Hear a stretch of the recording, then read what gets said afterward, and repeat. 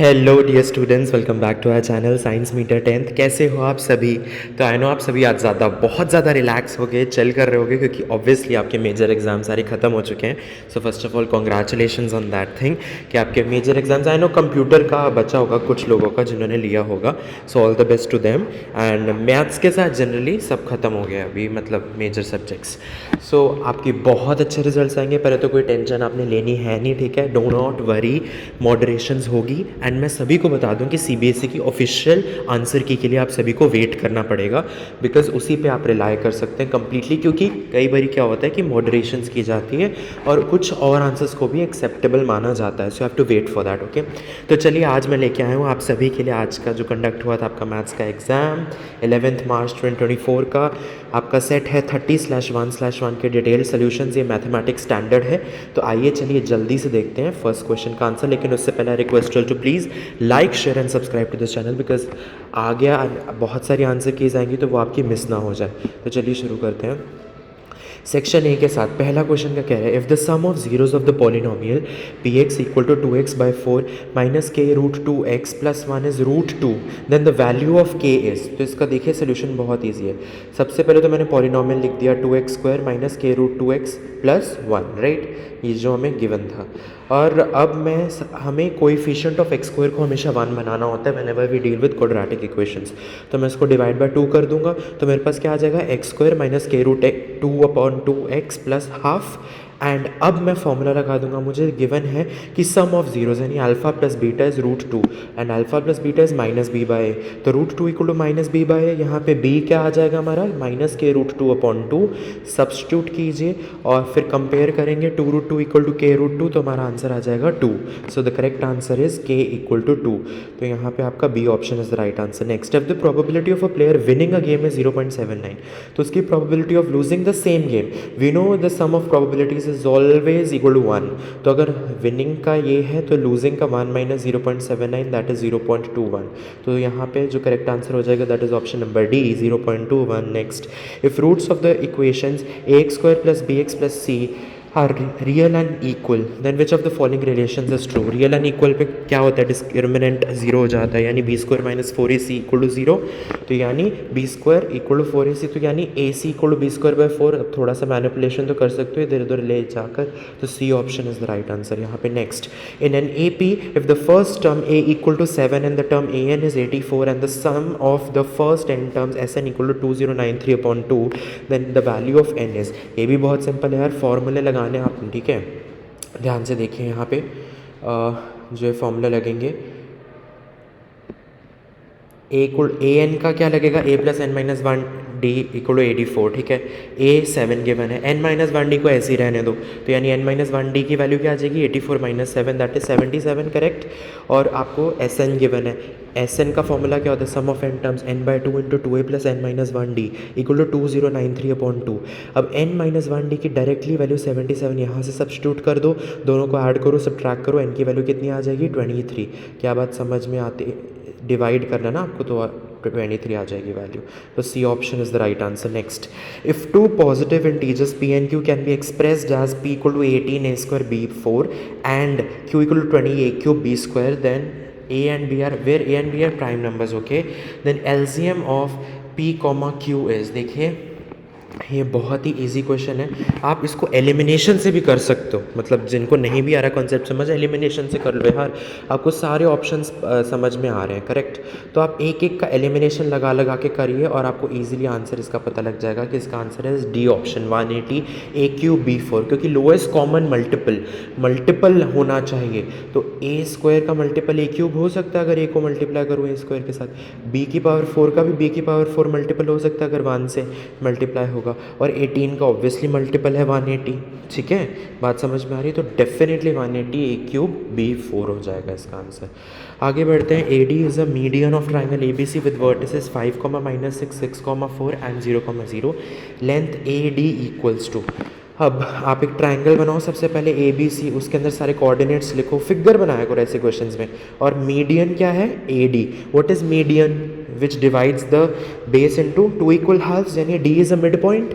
अब mid point formula लगाओ आप, 6 + 0 डिवाइडेड बाई 2, इसका कोऑर्डिनेट एक्स कोऑर्डिनेट आ जाएगा 3, 4 + 0 डिवाइड बाई 2, 2 आ जाएगा वाई कोऑर्डिनेट 3, 2 यानी x, y हमें इसके पेयर मिल गया। अब इसके अंदर डिस्टेंस फार्मूला लगा दो, 5 - 3 का होल स्क्वायर प्लस -6 - 2 का होल स्क्वायर यानी अंडर द रूट ऑफ 4 + 64 यानी √68। यहाँ इसको 2√17 भी कह सकते हो, खैर √68 आपके ऑप्शन में था, so the correct answer is option number A. चलिए आगे बढ़ते हैं। Secant theta minus tan theta equal to m, then the value of secant theta plus tan theta. बहुत ईजी है यार, आपको आइडेंटिटी यूज़ करनी है। Secant square theta minus tan square theta equal to 1, यानी आप इसमें a + b × a - b लगा सकते हो। Secant theta plus tan theta into secant theta minus tan theta. Secant theta plus tan theta m given है, sorry secant theta minus tan theta m given है, तो secant theta plus tan theta क्या हो जाएगा 1/m।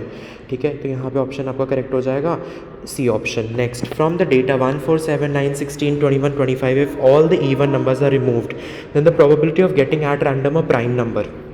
Even numbers कौन से हो गए, 4 हो गया, 16 हो गया, इसको रिमूव कर दो, बची कितनी observation 1, 7, 9, 21, 25। So definitely total number of observation is 5, तो डिनोमिनेटर में 5 आएगा। अब आपको प्राइम नंबर्स निकालने। प्राइम नंबर्स क्या होंगे, is 1 a prime number? No, 1 is neither prime nor composite, ये हम रूल पढ़ते आ रहे हैं हमेशा से। सो 1 को आप नहीं कंसिडर करेंगे, सिर्फ एक ही प्राइम नंबर मुझे दिख रहा है यहाँ पे 7, तो यानी 1/5, B option is the right answer. तो जिन्होंने ए किया उनका ऑब्वियसली गलत है। आगे बढ़ते हैं। For some data x1, x2, xn तक with respective frequencies f1, f2 the value of sigma fi xi minus x bar is equals to, देखिए बहुत ईजी है क्वेश्चन, आपको x बार की जगह फॉर्मूला डालना है। x बार का फॉर्मूला क्या होता है, sigma fi xi upon sigma fi। आप xi को कॉमन ले लीजिए, इसके अंदर क्या आ जाएगा 1 minus sigma fi upon sigma fi, that is 0 basically, and 0 multiplied to anything will be 0, so the answer is 0। Okay, आगे बढ़ते हैं। The zeros of a polynomial x square plus p x plus q are twice the zeros of the polynomial 4x square minus 5x plus -6, the value of p is okay. तो let the zeros of this polynomial भी alpha beta, तो इसके क्या हो जाएंगे 2 alpha 2 beta. अब सबसे पहले इस पे रिलेशंस हम लगाएंगे, लेकिन उससे पहले x स्क्वायर का कोएफिशिएंट 1 करना पड़ेगा, तो डिवाइड बाय 4 कर दो, तो क्या आ जाएगा आपके पास x square minus 4/x minus 6/4। ठीक है, अब यहाँ पे अल्फा प्लस बीटा निकालो, minus b by that is 5/4, alpha beta निकालो, वो आ जाएगा c by that is -6/4, correct. अब आप x square plus p x plus Q का जो 2 अल्फा 2 बीटा सोच के रखे थे उस पर फॉर्मूलाज लगा दीजिए। सो 2 × अल्फा प्लस बीटा, जब आप सम करेंगे रूट्स का तो ये आएगा, अल्फा बीटा की वैल्यू डायरेक्टली पता है 5/4 and it is equals to minus b by, तो यहाँ पे b क्या है p, a क्या है 1, सो माइनस p आ जाएगा इक्वल टू, सो p की वैल्यू क्या आ जाएगी -5/2। बहुत ईजी था, A option is the right answer. Next, if the distance between the points 3, -5 and x, -5 is 15 units, then the values of x are, distance formula लगाओ यार, simple as that, 3 - x का whole square plus -5 plus 5 का whole square under the root is 15, यानी 3 - x is plus -15, because जब square root लेते हैं तब plus minus दोनों वैल्यूज़ आती हैं। x की वैल्यू क्या हो जाएगी, एक हो जाएगी 3 - 15, एक हो जाएगी 3 + 15, यानी -12, 18, यानी यहाँ पे B option is the right answer, -12, 18. Next, if cos of alpha plus beta equal to 0, then the value of cos of alpha plus beta divided by 2 is, बहुत ईजी है यार, अल्फा प्लस कॉज किस angle का cos 0 होता है, 90 degree का, यानी alpha plus beta की वैल्यू 90 डिग्री है, तो cos of alpha plus beta divided by 2 यानी cos of 90 divided by 2 यानी cos of 45 is what, 1/√2, so A option is the right answer. Next, a solid sphere is cut into 2 hemispheres. The ratio of the surface areas of the sphere to that of the 2 spheres taken together. देखिए sphere का क्या होता है 4πr², hemisphere का एक का क्या होगा, एक तो आप कर्व्ड वाला कैलकुलेट करोगे जो कि 2πr² होएगा, और एक उसका नीचे बेस होगा πr², सो 2πr² प्लस πr², 3πr², ऐसे दो हैं, तो यानी 3 + 3 6πr², तो अब रेशियो क्या लोगे 4πr² डिवाइडेड बाई 6πr², ठीक है, सो रेशियो आपके आ जाएगी 2:3, so C option is the right answer. Next, the middle most observation of every data arranged in order ascending और descending is median. For median you always have to do. Okay, next, the volume of the largest right circular cone that can be carved out from a solid cube of edge 2 centimeters is, कुछ नहीं है यार, आपको diagrams बनाने हैं. Diagram बनाइए तो आप जब फिट करेंगे उस कोन को तो उसके बेस का डायमीटर कितना आ जाएगा 2 के बराबर, हाइट आ जाएगी 2 के बराबर. फॉर्मूला लगा दो πr² h/3, एच को 2 डालोगे, आर को 1 डालोगे, तो 2/3 पाई क्यूबिक सेंटीमीटर्स आ जाएगा आपका आंसर, यानी D option is the right answer. Next, 2 dice are rolled together, the probability of getting sum of numbers on the 2 dice as 2, 3 और 4। तो सारे ऑब्जर्वेशंस आपको लेने हैं। देखिए सबसे पहले तो 2 डाइस इकट्ठे रोल हो रहे हैं, so total outcomes definitely 6 × 6 that is 36 होने वाला है। सो डिनोमिनेटर में तो 36 है, डी ऑप्शन वैसे ही कैंसिल। खैर वो डी ऑप्शन आ सकता था रिड्यूस होने के बाद, but it's fine, wait 36। Okay, अब 2, 3 और 5 सम कब कब बनेगा, तो मैं आपको सारे केसेस बता देता हूँ। यहाँ पे 2 बनेगा ऑब्वियसली एक ही ऑब्जर्वेशन पे 1,1, ठीक है।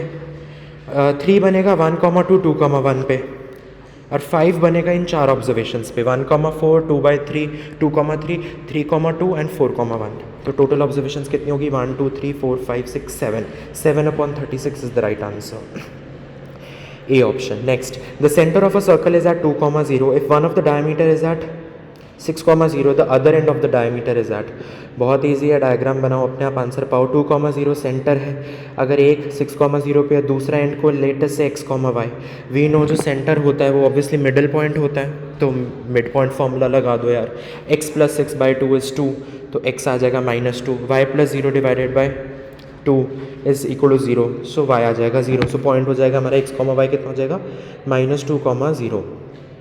तो यहाँ पे C option is the right answer. Next, in the given figure graphs of 2 linear equations are shown, the pair of these linear equations is, देखिए अभी देखने वाइज इनकन्सिस्टेंट दिख रही हैं क्योंकि किसी भी जगह पे नहीं मिल रही, लेकिन यदि इन्हें एक्सटेंड कर दिया जाए तो ये देखिए ये पैरेलल नहीं है, एक्सटेंड करने के बाद एक पर्टिकुलर पॉइंट पे मिलेगी, सो इन्हें कंसिस्टेंट बनाया जा सकता है बाय एक्सटेंडिंग देम। बात समझ में, so D option is the right answer.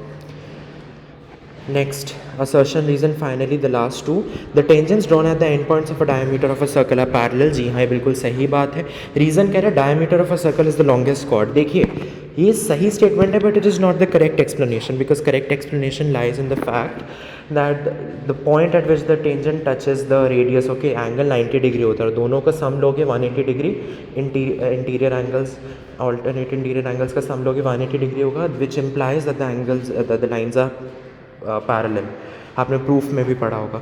So likewise you have to write. और असर्शन यहाँ पे क्या कह रहा है, अगेन नया वाला, if the graph of a polynomial touches x axis at only 1 point, x axis पे टच करना मतलब वाई कोऑर्डिनेट 0, वाई मतलब पूरी इक्वेशन 0, मतलब डेफिनेटली वो उतना सोल्यूशन होगा।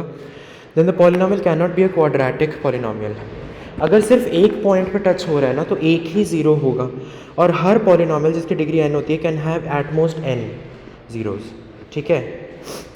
तो अगर एक क्वाड्रेटिक पॉलिनोमियल होता है जिसकी डिग्री 2 होती तो उसके एट मैक्स 2 जीरोज़ होते, लेकिन यहाँ पे तो कह रहा है कि अगर 2 जीरोज़ होते तो 2 बारी टच होता ना x पे। अब क्योंकि एक ही बारी टच हो रहा है, ठीक है, एक ही बारी टच हो रहा है, यानी एक ही 0 है, और एक ही 0 है मतलब पॉलिनोमियल लीनियर होने वाला है, क्वाड्रेटिक नहीं होगा। तो इसका मतलब यहाँ पे असर्शन रीज़न दोनों करेक्ट है, and reason is the correct explanation of assertion. I hope आपको समझ में आया होगा। मिलेंगे नेक्स्ट सेट के साथ, इसलिए सब्सक्राइब करना बिल्कुल भी मत भूलना। All the very best dear students for your future now, मतलब 11th 12th के लिए ऑल द बेस्ट, बिकॉज अब 10th तो आपकी खत्म हो गई है। कमेंट्स में ज़रूर लिख के बताना कि आप 11th 12th में क्या परस्यू करने वाले हैं। All the very best, and जिनका कंप्यूटर्स है उनको भी all the best. Thank you.